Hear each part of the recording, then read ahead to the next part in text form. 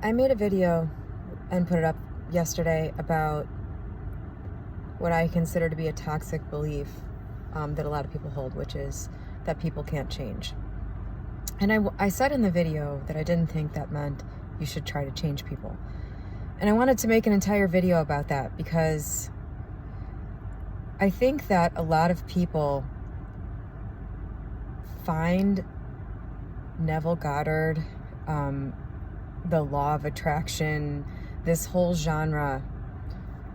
I think a lot of people find that when they are in pain about relationships. That's a huge driving force for most people. And specifically, I think many people end up staying in abusive situations because of the things they find, the information that they find and sort of misconstrue. A lot of people that find Neville Goddard, at least the people that are on the forums online, find him because they are trying to get a relationship back together, and they learn about the power of creation and all that and use it to sort of fuel the hope that they can get somebody back who has left them. And I think this is a misguided thing. When it comes to relationships, if you want relationships to improve, you have to improve yourself, because you're the source of your experience with everything in life, and that includes people. That being said, I think there's a very dangerous misconception that a lot of people perpetuate, just the blind leading the blind when it comes to what you can do. There are limits to what you can do. By the way, I always have dry mouth when I'm making these videos, I swear to God, and I don't have a list in general, in real life.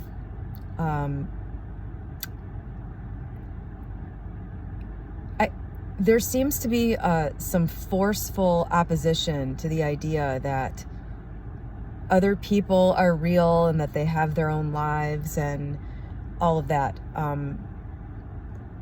But they're real, and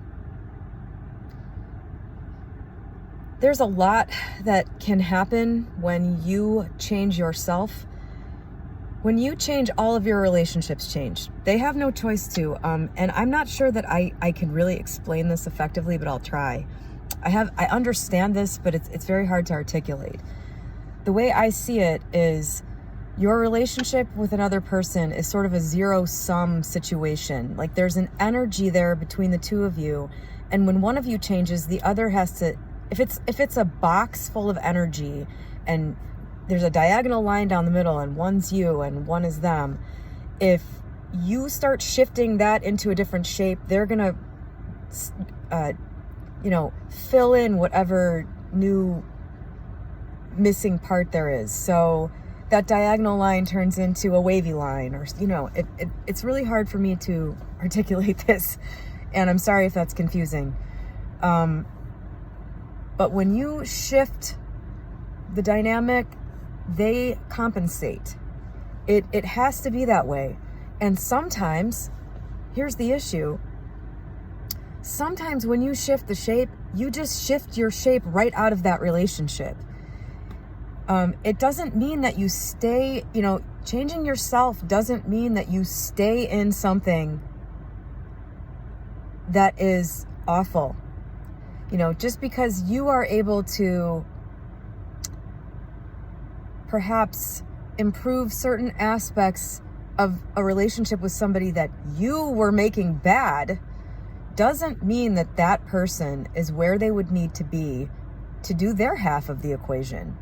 It's just that simple. People don't want to accept this. But the thing is, you changing yourself will get you to the point where you can accept that.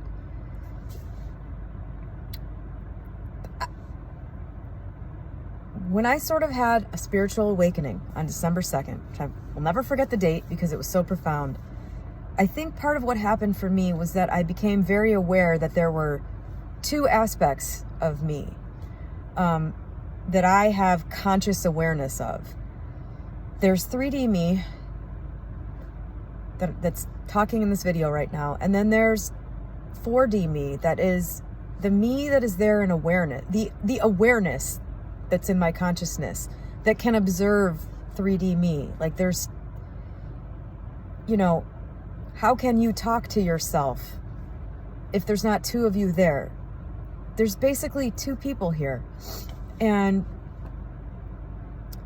I think part of what happened for me that day and what's been growing since then is that those two things have been becoming more distinct from each other. I lived my whole life with these two aspects of my personality, these two aspects of me, as sort of this lumped together thing. And I didn't understand that, you know, they were separate from each other in a way. And since then, those two things have been starting to be friends, sort of. Like,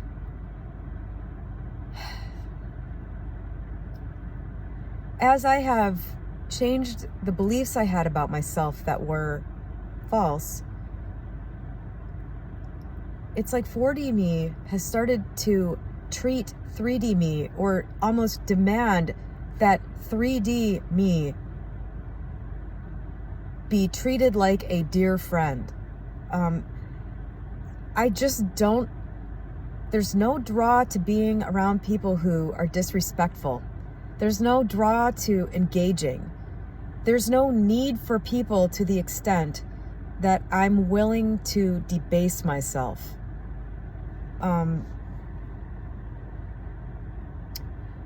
It's like when 3D me is sitting around at home on the couch, there's a friend there all the time. I'm struggling to explain this because obviously I'm not laying on my couch thinking about my 4D friend, but it's like there's a connection to something else that cares for me. And when you have that, there's no fucking way you would stay in a relationship with somebody who's abusing you. It's absurd. Nor would you have the desire to try to change that person for your own selfish needs. You know, when somebody is, when someone has serious issues, sometimes the best thing that you can do for that person is remove yourself. And if you want to use your creative mental energy to try to create them into a better place unselfishly, then great. I think you should do that. I've done that. There are some people I love that I can't have a relationship with, and I have spent time intentionally seeing them at a different place in their life and feeling that it's done.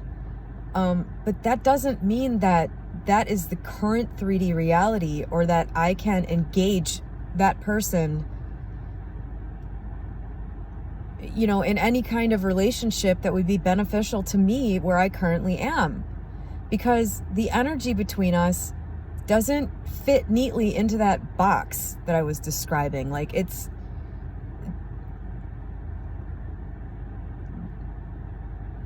the solution was to remove myself. You're not going to find a spiritual teacher of any kind. And I know, because over the years, thank God, as I've listened to a lot of different lectures and stuff, I've never heard one of them ever suggest that you stay in a situation with somebody who's abusing you. And I think this is really confusing. It's really confusing, but I'm not sure I've ever even heard it explained any better than what I just said. Thing is, I think most people know deep down that they don't deserve to be abused. And that can get called into question when you start studying things that tell you that you create your reality, or that you have control over other people.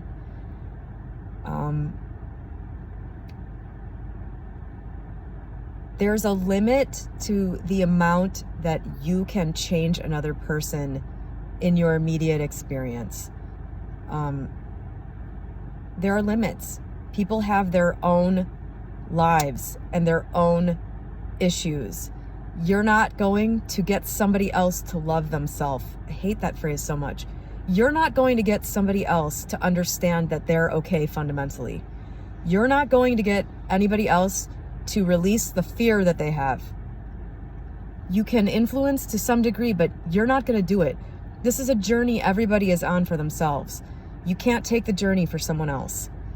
And sometimes the solution is to exit. When you really respect yourself, when you see yourself as a dear friend and you treat yourself the way that you would treat a dear friend, often, sadly, especially if these are people that are in your life from a time where you were a much less aware, less developed human being, sometimes the solution is to remove yourself.